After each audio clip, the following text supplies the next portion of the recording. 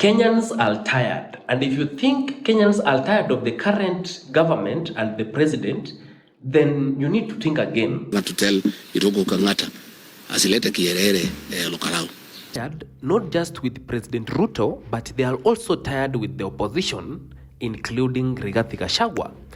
2 days ago, I shared this video, a video where Rigathi Gachagua appeared to dictate and tell the Linda Mwananchi Brigade not to attend the Kalou politics. And I want to tell my brother Irungu Kang'ata, I heard him saying that he wants to come with the Mwananchi to Kalou. We don't need you there for DCP unless you are coming to campaign for another party. But in the same video, one Kenyan asked a very simple question. Good people, what is the difference between William Ruto and Rigathi Gachagua? We also have very many Kenyans who reacted in different ways. Those who condemn what Rigathi Gachagua said. But we also have those who identified some details which even some of us who shared the video could not identify. In this video, people just identified that Rigathi Gachagua also referred to Irungu Kang'ata as a she. Are you surprised? Take a look at this clip. Irungu Kang'ata has never been Kalou. He does not understand Kalou. He doesn't understand the issues. He doesn't understand the narrative. He doesn't understand the narrative. He doesn't understand the narrative. He doesn't understand the narrative. So we are going to look at some of the top reactions from people and how they feel these leaders or these politicians should behave. So among the very many comments that caught my attention is this one where Mwanzia said, please Rigathi Gachagua, ni nini tulieni mbona? Munatutatiza, munatukosesha matumaini. So in this case, this guy is tired. They had joined Rigathi Gachagua to fight for the cause of democracy, but now is suddenly disappointing them by pushing away other opposition leaders who should be joining together to defeat William Ruto. Another citizen also commented and said, wait, watatuangusha very early in the morning. UDA itachukua because of these terms. Another one, Peter, said, Rigji is a man admired by millions of Kenyans, but the language he uses against Kang'ata and Linda Mwananchi is not kind. He need to apologize to Kang'ata, and also more than 1 million Kenyans will join in admiring the truthful man, in quotes. Please, may he hear this. And this one, I'm delivering it to Rigathi Gachagua. Wherever you are watching from, take note of this. The language that you used, Kenyans are not happy with it. There's also another one who said, Rigji, what is wrong with Linda Mwananchi? He's just asking, what is wrong with Linda Mwananchi? They are coming to help you win. What is wrong with them? Millie just said, Gachagua, you should grow up. Don't go that direction. Stop fighting from within. So that one is, Millie is very frustrated and is wondering, we are together with the other opposition leaders. Why are you again fighting us? There's this Carol saying, when I hear Rigathi speak, I see Ruto take it in 2027, very early in the morning. I am swayed to say 2 terms. So you see, some politician can speak some things which can change people's mind. Then another one is saying, Kang'ata was with Gladys Wanga. Wanakuja kuharibu. They don't have a candidate there. Wakuje after the elections. Then we have another one here who's saying, Rigji is right on this one.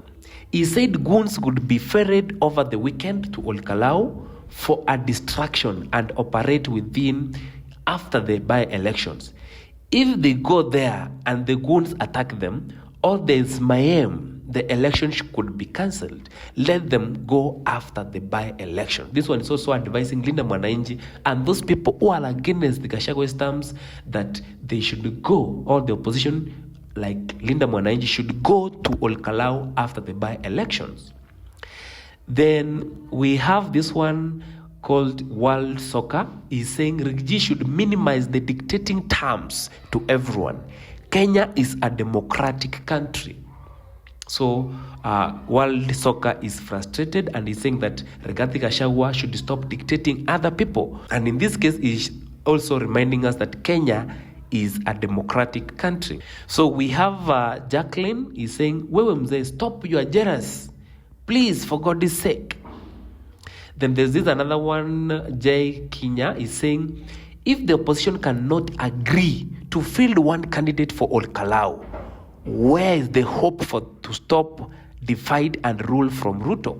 Why didn't Jubilee and the DCP agree on the same candidate? This one is trying to advise DCP and the Jubilee to field one candidate so they can avoid the confusion in Kalou, and in that case, they will have a potential to win. We also have Rebecca. Rebecca is saying Gachagua true is a tribalism. So this one is also frustrated with Rigathi Gachagua's sentiment. We also have another one. Governor Kangata wanasema ni nini kwa French?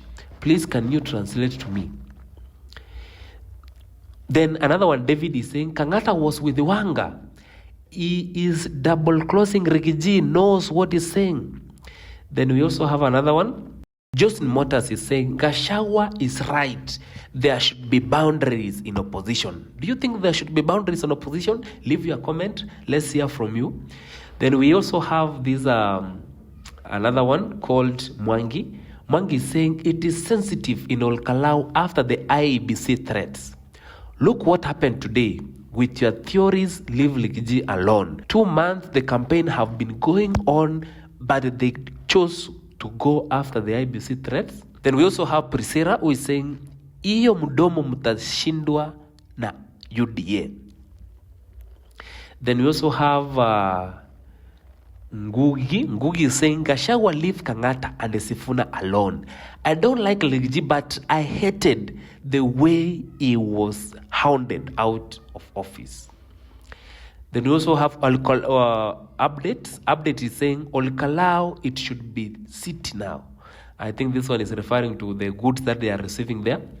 We also have Amo is saying, Honorable Rigiji, please chunga mdomo. This is a crucial time that we need each other in the united opposition. Please, Rigiji, just chunga mdomo.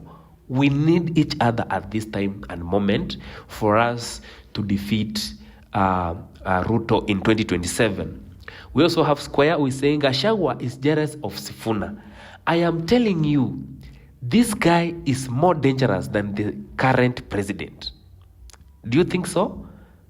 Square is saying Gachagua is jealous of Sifuna. I am telling you, this guy is more dangerous than the current president. Then we also have Francis, and Francis saying it is better for one to understand what Rigiji is saying. This is on matters of DCP. Let them go. Kalou, not for DCP, but for other parties.